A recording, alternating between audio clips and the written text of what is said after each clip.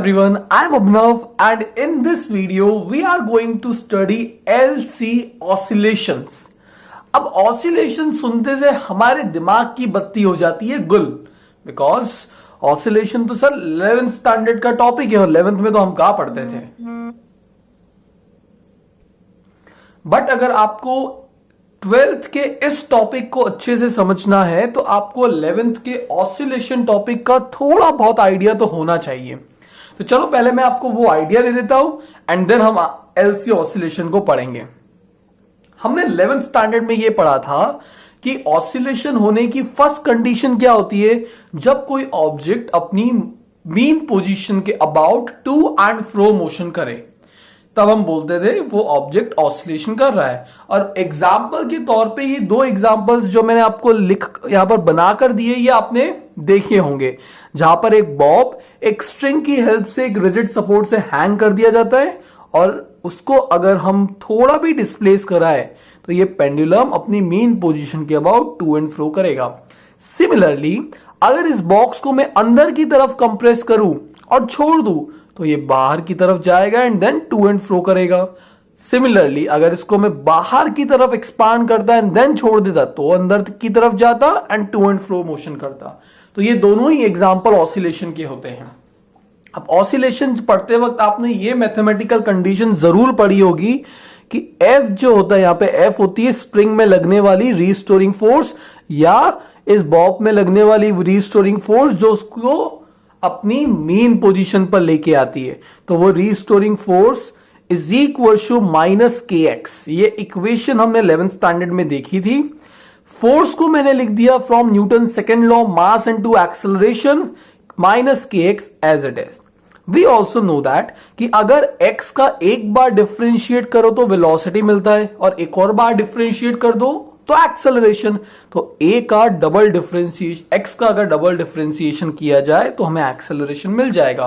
तो यहां पे लिख दिया D square X by D T square is equal to minus के एक्स। m इधर शिफ्ट हुआ तो अगला स्टेप आपको कुछ ऐसा दिखेगा, जहां पर k बाय m का वैल्यू होता था ओमेगा स्क्वायर। तो यहां पर मैंने ओमेगा स्क्वायर लिख दिया एंड देन ओमेगा स्क्वायर के एक्स विद नेगेटिव साइन को लेफ्ट हैंड साइड शिफ्ट करने के बाद ये इक्वेशन आपको कुछ ऐसा दिखने लगा। इस इक्वेशन को गैस करो क्या बोलते थे? 2 मार्क्स का डेरिवेशन होता था ये। Yes, differential equation of SHM. और जब इस डिफरेंशियल इक्वेशन को हम सॉल्व करते थे, सॉल्यूशन हमारे सिलेबस में नहीं था, बस बोल देते थे on solving this differential equation we get x का value a cos omega t plus five, जिसमें फाइव होता था इनिशियल फेज। आप चाहो तो इसे 0 कंसिडर कर सकते हो एज रेफरेंस। तो ये इक्वेशन बन जाएगा x of t equal to a cos omega t। Similarly यहां पर हमें LC ऑसिलेशंस पढ़ना है। तो फर्स्ट ऑफ ऑल ये मैंने आपको इसलिए बताया बिकॉज फ्यूचर में अगर मैं आपको ऐसा सही बनने एक इक्वेशन बना दूं तो आपको यह पता होना चाहिए कि x के आगे वाली जो टर्म होती है वो पूरा ओमेगा स्क्वायर को रिप्रेजेंट करती है और डबल डिफरेंशिएशन ऑफ x जो हो रहा है विद रिस्पेक्ट टू टाइम उसका कोएफिशिएंट 1 है, मतलब यहां पर कुछ भी नहीं होता है। अब क्वेश्चन आता है दिमाग में कि यहां पर तो पेंडुलम था जो ऑसिलेट कर रहा था, बॉक्स था जो ऑसिलेट कर रहा था, बट साला ये एलसी ऑसिलेशन में कौन ऑसिलेट करेगा? तो सबसे पहले तो आप एक फिगर देख लीजिए। एलसी ऑसिलेशन में एक इंडक्टर होगा और एक कैपेसिटर होगा और इन दोनों ही डिवाइसेस को हम सीरीज में कनेक्ट कर देंगे। तो इस सर्किट में भी किसी ना किसी के तो ऑसिलेशंस हो रहे होंगे। आपको बताना है वो फिजिकल क्वांटिटी कौन सी हो सकती है। बट उससे पहले हमने इस कैपेसिटर को ऐसे ही नहीं कनेक्ट किया होगा। सबसे पहले हमने क्या किया होगा, इसको एक बैटरी से कनेक्ट किया होगा और उस बैटरी की हेल्प से कैपेसिटर को first of all fully charge कर लिया होगा। अब जैसे ही कैपेसिटर चार्ज हो जाएगा इसको यहां से डिस्कनेक्ट करके सीरीज में लगा देंगे इंडक्टर के साथ। अब इनिशियली जब ये कैपेसिटर फुल्ली चार्ज है तो इसके अक्रॉस कुछ तो एनर्जी स्टोर होगी, वो होगी इलेक्ट्रिक एनर्जी यूई। अब जब हमने यहां पर इस कैपेसिटर को कनेक्ट कर दिया तो मेरा क्वेश्चन है आपसे कि इस सर्किट में कौन ऑसिलेट कर रहा होगा। वीडियो को पॉज कीजिए और सोचिए। अब अगर आपने सोच लिया है तो जरा अपने आंसर को मेरे आंसर से मैच करा के देखो। सबसे पहले तो क्योंकि ये एक चार्ज्ड कैपेसिटर है और इस चार्ज कैपेसिटर का एक एंड हाई पोटेंशियल पर होगा, दूसरा लो पोटेंशियल पे, तो हाई पोटेंशियल से लो पोटेंशियल की तरफ सबसे पहले ये चार्जेस मूव करेंगे। और हमें ये पता है कि फ्लो ऑफ चार्जेस ही क्या होता था, इलेक्ट्रिक करंट। तो यहां पर कौन ऑसिलेट करेगा, तो पहला पॉइंट आएगा इलेक्ट्रिक चार्जेस। सेकंड आएगा चार्जेस का ऑसिलेशन मतलब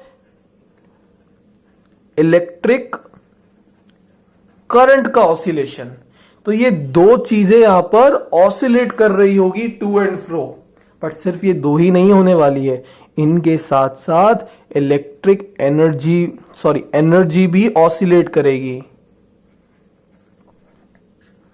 इनिशियली जो एनर्जी थी वो पूरी कैपेसिटर के पास थी, वो थी इलेक्ट्रिक फॉर्म में। पर जैसे ही ये कैपेसिटर डिस्चार्ज होगा तो एनर्जी इंडक्टर में स्टोर होने लगेगी और वो एनर्जी होती थी मैग्नेटिक एनर्जी, जिसको हम यूबी से रिप्रेजेंट करते हैं। दोनों के ही डेरिवेशन आपने चैप्टर 2 एंड चैप्टर नंबर 6 में किए हैं एनर्जी स्टोर्ड के।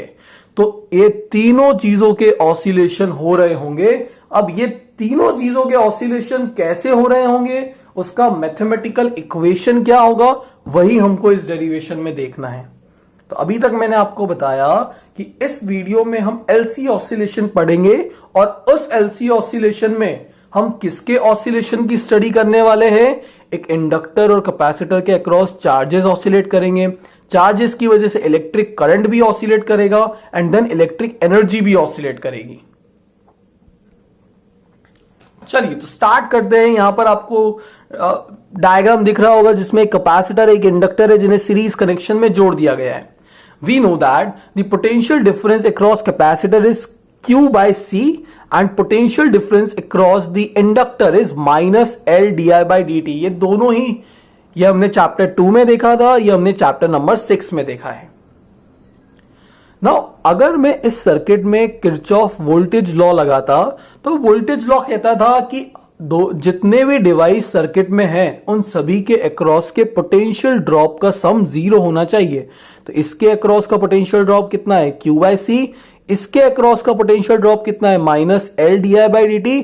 और इन दोनों का सम क्या आना चाहिए, 0। अब यहां पर जो करंट फ्लो हो रहा होगा इन चार्जेस की वजह से वो क्या होगा, माइनस का dq बाई dt।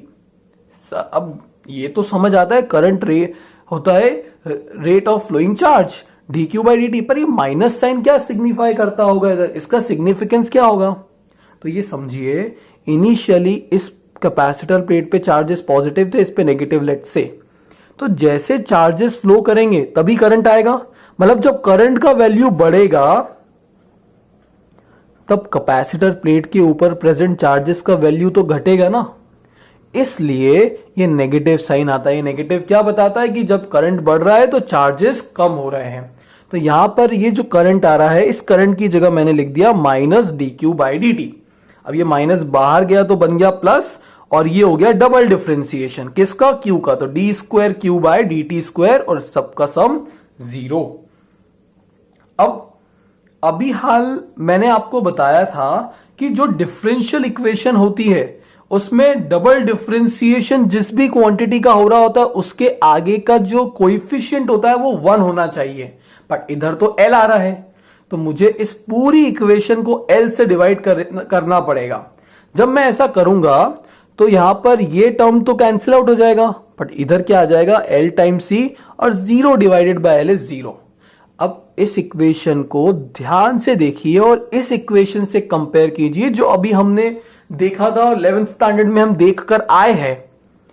यहां पे था D square x by D T square, यहां पे D square Q by D T square, यहां पे था एक्स, यहां पे था क्यू। मतलब क्यू वाली पोजीशन पे क्यू ही आ रहा है, एक्स वाली पोजीशन पे एक्स आ रहा है, मतलब जहां जहां एक्स था वहां यहां पर क्यू हो गया है। तो मैंने आपको बताया था एक्स के आगे जो भी होता है वो क्या था, ओमेगा स्क्वायर। तो यहां पर क्यू के आगे जो होगा वो क्या होगा, ओमेगा स्क्वायर और उसका वैल्यू कितना मिला 1/LC। जब हम इस डिफरेंशियल इक्वेशन को सॉल्व करते हैं तो हमें चार्ज का वैल्यू, जैसे x का वैल्यू यहाँ पे a cos ओमेगा टी मिलता था प्लस फाई के साथ, यहाँ पे क्या मिलेगा Q naught cos omega T plus phi. मतलब जो चार्जेस ऑसिलेट कर रहे हैं वो इस इक्वेशन को फॉलो करेंगे। अगर चार्ज ऑसिलेट करेगा तो अभी हमने बात किया था करंट को भी ऑसिलेट करना चाहिए, तो करंट के ऑसिलेशन के इक्वेशन क्या होगा, तो I T current at any instant is equal to D Q by D T, that is charge at any instant. और यहां पर जैसे ही Q का हम वैल्यू सब्स्टिट्यूट करेंगे तो Q naught as a constant differentiation क्या आ जाएगा बाहर, और cos का डिफरेंशिएशन होता है माइनस साइन, तो cos theta minus sine theta, but theta का वापस करेंगे चेन रूल से तो यहां पर ओमेगा बच जाएगा, तो ओमेगा आगे आके मल्टीप्लाई हो जाता है। तो फाइनली आंसर क्या मिलेगा minus Q not times omega sine omega T plus five. तो ये आ गया करंट के ऑसिलेट होने वाला इक्वेशन, मतलब करंट ऑसिलेट होते हुए इस इक्वेशन को फॉलो कर रहा होगा एंड चार्जेस इस इक्वेशन को फॉलो कर रहे होंगे।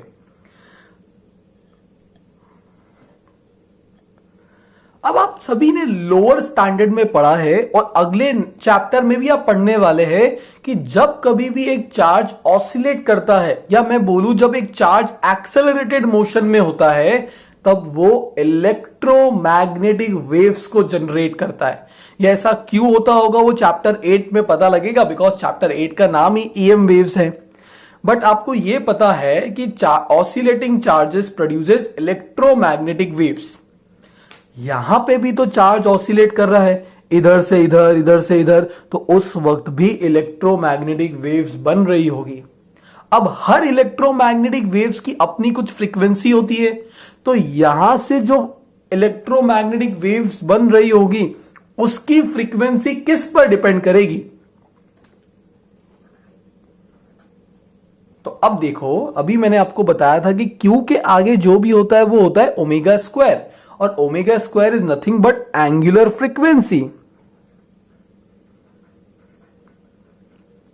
तो ओमेगा स्क्वायर का वैल्यू कितना आया 1/LC, तो ओमेगा का वैल्यू कितना आया 1/√LC, और omega we know that omega को हम 2πf भी लिख सकते हैं, तो फ्रीक्वेंसी कितना आ गया 1/2π√LC। मतलब जो फ्रीक्वेंसी, जो इलेक्ट्रोमैग्नेटिक वेव्स इस LC सर्किट से बन रही होगी चार्जेस के ऑसिलेशन की वजह से, वो फ्रीक्वेंसी कैसे निकाली जाएगी 1/2π√LC, जिसमें वो फ्रीक्वेंसी किस पे डिपेंड कर रही है, इंडक्टर के इंडक्टेंस की वैल्यू पर और कैपेसिटर के कैपेसिटेंस की वैल्यू पर। मतलब अगर आप L और C का वैल्यू चेंज करो तो अपनी डिजायर्ड वैल्यू की इलेक्ट्रोमैग्नेटिक वेव्स प्रोड्यूस करवा सकते हो। अब क्वेश्चन आता है सर ये यूज किधर होता होगा, तो ये बहुत जगह यूज होता है, आपके रेडियोज में, टेलीविजन्स में, और ऐसे बहुत सारे सर्किट है जहां पे LC ऑसिलेटर यूज हो रहे होते हैं। चलो रेडियो का एग्जांपल मैं समझाता हूं। जब रेडियो में आप चैनल सेट करते हैं 93.5 red FM, let's say, radio channels के लिए गवर्नमेंट ने हमें जो फ्रीक्वेंसी बैंड प्रोवाइड किया हुआ है वो होता है 88 मेगाहर्ट्ज से लेकर 108 मेगाहर्ट्ज, और उसी में 93.5 भी आता है, 98.3 भी आता है। तो ये सब क्या है फ्रीक्वेंसीज। अब आपके रेडियो के अंदर एक सर्किट होता है LC सर्किट, जहां पर जब आप उसकी ट्यूनिंग कर रहे होते हैं तो आप ट्यूनिंग करते वक्त कुछ और नहीं, इंडक्टेंस और कैपेसिटेंस की वैल्यूज को चेंज कर रहे होते हैं। अब जैसे ही आपने ये चेंज करके फ्रीक्वेंसी बना दी 93.5, तो आपके रेडियो को हर एक रेडियो चैनल की फ्रीक्वेंसी मिल रही है। बट जैसे ही आपने अपनी रेडियो की फ्रीक्वेंसी 93.5 सेट की, वैसे ही क्या हुआ, जो चैनल था 93.5 उसकी फ्रीक्वेंसी और आपकी फ्रीक्वेंसी हो गई मैच, हो गया रेजोनेंस, और वैसे ही वो चैनल आपको सुनाई देने लग जाता है। बट बाकी चैनल की फ्रीक्वेंसी उस वक्त आपके रेडियो तक पहुंच तो रही होती है, बट जस्ट बिकॉज रेजोनेंस नहीं होता है इस वजह से आपको सुनाई नहीं देती है। बट जैसे ही आप अपना चैनल चेंज करते हैं 98.3 लगा देते हैं, तो आपको पहले वाला चैनल सुनना बंद हो जाता है और ये वाला स्टार्ट हो जाएगा, बिकॉज उस वक्त 98.3 रेड FM के साथ आपका रेजोनेंस सेट हो चुका होता है। तो ये वन ऑफ द एग्जाम्पल है एलसी सर्किट्स का। पर ऐसे बहुत सारे एग्जाम्पल्स होते हैं जहां पर ये एलसी सर्किट यूज हो रहे होते हैं बहुत सारे डिवाइसेस में। अब स्टार्टिंग में मैंने आपसे ये प्रॉमिस किया था कि हम 3 चीज के ऑसिलेशंस देखने वाले हैं। चार्जेस का ऑसिलेशन देखेंगे, इलेक्ट्रिक करंट का ऑसिलेशन देखेंगे, वो तो मैंने बता दिया इक्वेशन के थ्रू कि दोनों ऑसिलेट कर रहे हैं। बट एनर्जी का ऑसिलेशन अभी भी मैंने नहीं बताया है, और एनर्जी के साथ साथ ही चार्ज और करंट का ऑसिलेशन मैंने आपको मैथमेटिकली तो बता दिया, बट अभी भी विजुअलाइज नहीं हुआ कि ये कैसे ऑसिलेट कर रहे होंगे। उसको चलिए डायग्राम से समझते हैं हम। अब इस डायग्राम को समझिए। आई नो मैंने बहुत मेहनत करी, लग भी रहा होगा, बट ठीक है, डायग्राम समझते हैं हम। स्टार्टिंग में मैंने आपसे कहा था कि हम एक कैपेसिटर को एक बैटरी से कनेक्ट करेंगे, फुल्ली चार्ज करेंगे, और फिर उधर से डिस्कनेक्ट करके एक इंडक्टर के साथ सीरीज में लगा देंगे। तो इनिशियली यहां पर कोई करंट फ्लो नहीं होगा क्योंकि सबके सब चार्जेस कैपेसिटर के पास थे, और उस वक्त पूरी एनर्जी जो स्टोर थी वो सिर्फ इलेक्ट्रिक एनर्जी के फॉर्म में थी। तो देखो यहां पे बैटरी परसेंटेज बताए हुए मैंने बैटरी के बाहर। अभी हाल पूरी एनर्जी इलेक्ट्रिक फॉर्म में स्टोर्ड है, मतलब उस वक्त मैग्नेटिक एनर्जी कैसी है? 0। बट अगले केस में देखो, अभी चार्जेस की वजह से करंट फ्लो होने लगा। जैसे ही सर्किट में थोड़ा करंट आया, चार्जेस का वैल्यू कैपेसिटर प्लेट्स पे से हो गया है डिक्रीज। चार्जेस हुआ कम, करंट फ्लो हुआ, और उस करंट की वजह से यहां पर एक मैग्नेटिक फील्ड स्टैब्लिश हुआ। मतलब कुछ एनर्जी इलेक्ट्रिक कम हो गई और वो एनर्जी किस में कन्वर्ट हो गई? मैग्नेटिक एनर्जी के फॉर्म में। तो अब आप देख सकते हैं कि यहां पर इलेक्ट्रिक एनर्जी वाला बार हुआ कम और मैग्नेटिक एनर्जी वाला हो गया बार थोड़ा ऊपर। तो यहां पे हमारी पार्शियल एनर्जी इलेक्ट्रिक एनर्जी और पार्शियली मैग्नेटिक एनर्जी है। अगले केस में आप देखेंगे इस कैपेसिटर प्लेट के पूरे चार्जेस हो चुके हैं खत्म। मतलब यहां से जो करंट फ्लो हो रहा था वो करंट अब हो चुका है मैक्सिमम, और यहां पर जो मैग्नेटिक एनर्जी है उसकी वजह से वो हो चुकी है मैक्सिमम, बट क्योंकि चार्जेस हो चुके हैं डिप्लीट, तो यहां पर इलेक्ट्रिक एनर्जी हो चुकी है 0। बट इंडक्टर की एक प्रॉपर्टी होती थी इंडक्टेंस, जो हमें यह बताती थी कि अगर एक इंडक्टर के अक्रॉस करंट बढ़ता है तो उसका भी अपोज होता है, और करंट कम हो तो उसका भी अपोज होता है। तो जैसे ही अब यहां से चार्जेस की कमी होने की वजह से करंट कम होने लगेगा, तो ये डिक्रीमेंट इन करंट का अपोज तो करना पड़ेगा। अब जब ये डिक्रीमेंट इन करंट का अपोज हो रहा होगा, तो डिक्रीज का अपोज कैसे करवाया जा सकता है? उसे इंक्रीज करवा के। तो ये इंडक्टर क्या करेगा? ये अपनी मैग्नेटिक एनर्जी को यूज करेगा और करंट को सेम डायरेक्शन में फ्लो कराए रखेगा। जो वैल्यू डिक्रीज हो रही थी उसको इस इंडक्टर ने डिक्रीज नहीं होने दिया, अपने अक्रॉस एनर्जी स्टोर्ड की जो स्टोर्ड एनर्जी थी उसका यूज करके करंट को सेम डायरेक्शन में फ्लो कराए रखा। क्योंकि फ्लो कराए रखा तो खुद की एनर्जी होगी कम, तो वापस से ये मैग्नेटिक एनर्जी वाला बार आ जाएगा नीचे। बट अब करंट की वजह से इस प्लेट पर हो जाएगा पॉजिटिव चार्ज, इस पर हो जाएगा नेगेटिव चार्ज, और आप देख सकते हो कि अब इसके पास वापस से थोड़ी सी इलेक्ट्रिक एनर्जी आ गई। और नेक्स्ट स्टेप में ये हो जाएगा पूरी तरीके से डिस्चार्ज, और सभी चार्जेस आ जाएंगे कैपेसिटर प्लेट पे। मतलब वापस से हमारी इलेक्ट्रिक एनर्जी हो गई फुल और मैग्नेटिक एनर्जी हो गई 0। अब ये प्रोसेस वापस स्टार्ट हो जाएगी। पहले आप देख सकते थे कि करंट ऐसे फ्लो हो रहा था, अब यहां तक पहुंचते पहुंचते करंट ने अपना डायरेक्शन चेंज कर दिया है। तो देखो मैंने बताया था चार्जेस और करंट ऑसिलेट कर रहा है। देख लीजिए यहां से पहले करंट ऐसे फ्लो हो रहा था, आधी साइकिल तक आते आते अब ये ऐसे फ्लो कर रहा है। इसके बाद वापस से क्या होगा? कैपेसिटर प्लेट के चार्जेस होने लगेंगे कम, उसकी वजह से सर्किट में बढ़ेगा करंट। सर्किट में करंट बढ़ेगा तो इसकी एनर्जी कुछ कम हुई और वो किधर शिफ्ट हो गई? इंडक्टर के पास। तो वापस से हमारा बैटरी परसेंटेज कैसा हो जाएगा? Equal equal. आधी होगी इलेक्ट्रिक एनर्जी, आधी होगी मैग्नेटिक एनर्जी।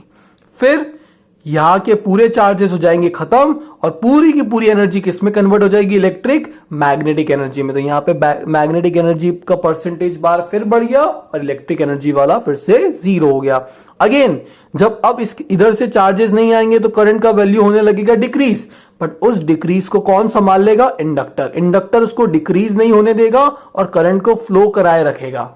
उसके लिए उसको अपनी एनर्जी यूज करनी पड़ेगी।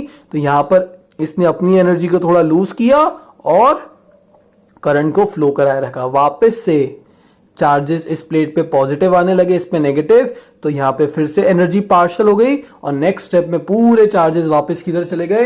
कैपेसिटर प्लेट पर, और यहां की एनर्जी जीरो हो गई। तो इस तरीके से ये कंप्लीट साइकिल होती है। इसमें आप देख सकते हो चार्जेस ऑसिलेट कर रहे हैं इस प्लेट से इस प्लेट पे, करंट ऑसिलेट कर रहा है कभी क्लॉकवाइज कभी एंटी क्लॉकवाइज, और एनर्जी भी ऑसिलेट कर रही है। कभी पूरी एनर्जी इलेक्ट्रिक होती है तो कभी पूरी मैग्नेटिक, फिर पूरी इलेक्ट्रिक, फिर पूरी मैग्नेटिक, फिर पूरी इलेक्ट्रिक।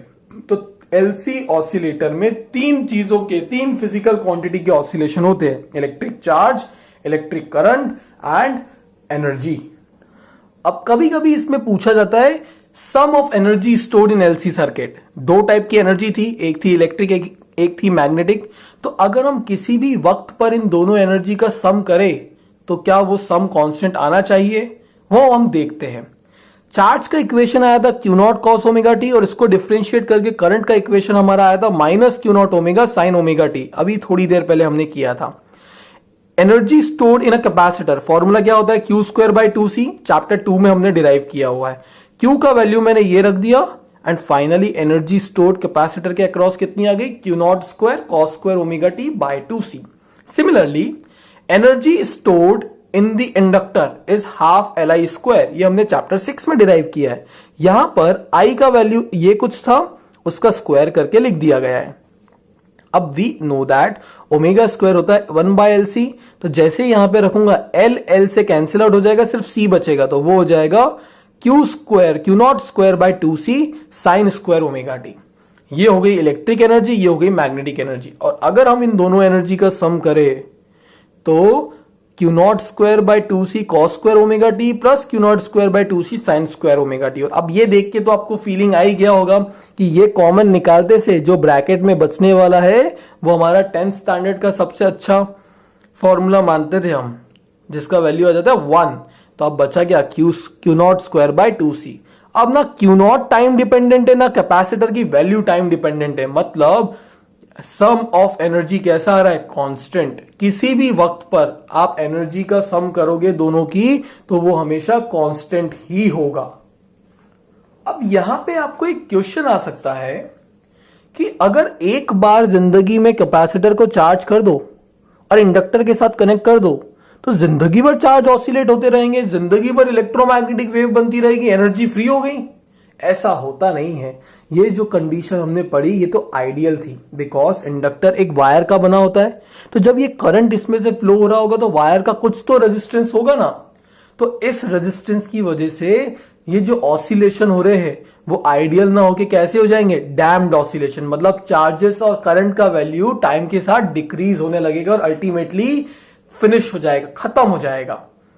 और अगर मान ले कि इसका रेजिस्टेंस जीरो भी है तो भी हमने ये पढ़ा था कि जब भी चार्जेस के ऑसिलेट होने की वजह से इलेक्ट्रोमैग्नेटिक वेव्स बनती है तो इलेक्ट्रोमैग्नेटिक वेव्स कैरीज एनर्जी।